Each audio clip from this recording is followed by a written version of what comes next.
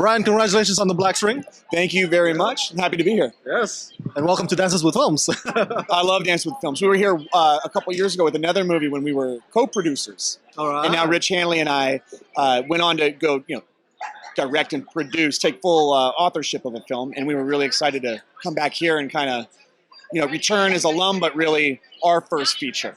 Nice. As creatives. Speaking of which, I'm a big fan of horror genre. You're bringing horror to this event. What's it about, and what's the inspiration behind the story? So, okay, The Black String is kind of that psychological thriller horror. I'd say Rosemary's Baby, The Black Swan, Jacob's Ladder, Donnie Darko. Like, if you like that kind of film, that's what The Black String is all about. The movie that, you and your friend throw on at midnight, like we're screening tonight, and the next day you're still talking about it, and you're thinking, like, what happened? What really happened? So, the love for that kind of movie. Mindbender, Twilight Zone, really a Twilight Zone type thing, but Rosemary's Baby, Jacob's Ladder, and then we tried to set it in a familiar setting instead of like Manhattan, which is familiar for some people. We did in the suburbs, kind of a SoCal or Southwest suburban environment. So, a lot of my friends that are here, a place that we recognize. There's your 7-Eleven where you get your Slurpees, and there's the local high school, and there's the suburbs. So kind of putting a Rosemary's Baby out of Manhattan and dropping it in the middle of the suburbs. Nice. I love that concept. Yeah. Malcolm in the Middle, Frankie Muniz, a legend. Quite the interesting choice for a horror genre. How did he do? Frankie killed it. It was amazing. It was something, we had a lot of we were going through casting, had a lot of really fantastic actors everywhere. And Jeremy Gordon, our casting director, like when we were ready to pull the trigger, said, hey, just hear me out. Frankie Muniz is interested in reading for your project. And it was like, what? How would he even, be aware of our script? And I guess that it kind of circulated through Jeremy's efforts. And Frankie flew out from Arizona, of course. And right away, I mean, again, so many great options we had. But Frankie came in, and his professionalism and his energy, I think you'll see it on screen. It's like he connected. Immediately, he connected with the little jokes, the little humor, the dark humor, the energy that we planted. Day one. Like, he's like, I got this 12 hours ago. He understood that. Wow. So it was kind of an innate thing, and how would we possibly say no? And it was the best thing that happened to us. Frankie Muniz jumping on board with The Black String. He owns the movie. It's his movie. Last question before I let you go.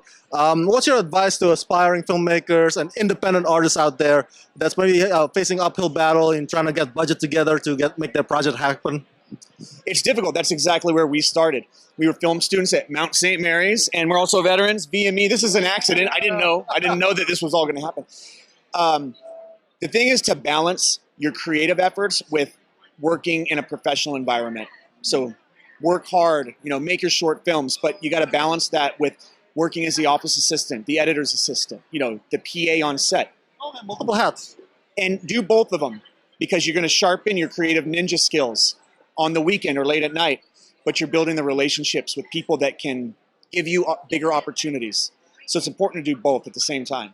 And with the, with the equipment and the, everything that's the software that's available, you can do great short films. You can really flex your muscle, but build that network at the same time, wherever you are.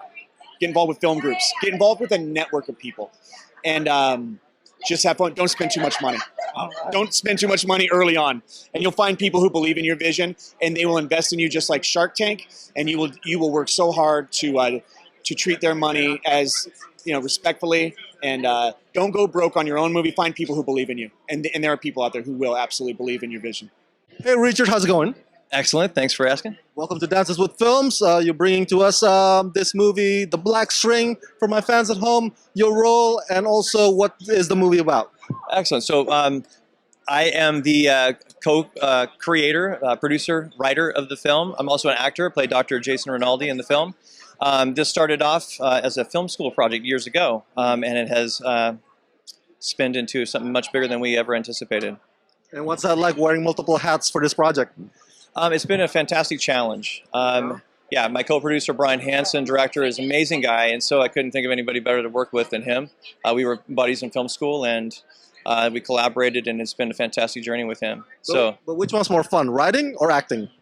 I like them both. So yeah, I do. I think Equally, huh? equally. I like the solitude of writing and the being in your head, and coming up with fantastic stories and just letting your imagination run. I also like being in the moment as an actor too, and the challenge of that and bring a character to life, going deep with a character that you've written on the page. It's pretty cool. I'm a big fan of horror genre. Can you maybe share some examples of the influences for the Black String? Are there any outside? Are there? Yeah, Donnie Darko, Rosemary's Darko, Baby. okay. Yeah, so those are some movies that the whole unreliable narrator. We rely very heavily on that technique. We're not quite sure what's up, what's down, and what's happening. Is what you're seeing real or is it imagined?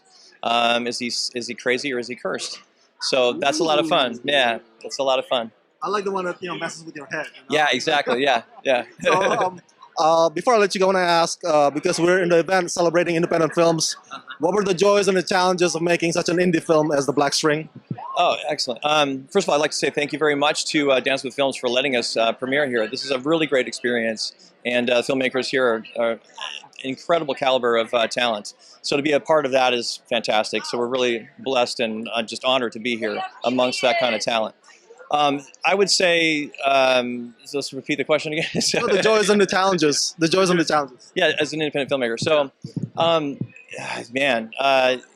it's just finding a solidarity and finding the right people to team with who see the vision and embrace your vision and empowering them to do what they do best. If they're artists, they come in and they bring their special sauce to your film, and you're grateful when they bring it 150%, because they're like, yeah, this is a cool film. I want to be a part of this film. I want to infuse my genius into it, whatever that genius may be, if a cinematographer or art director. We have some amazing people on our team, and we're so fortunate to have them.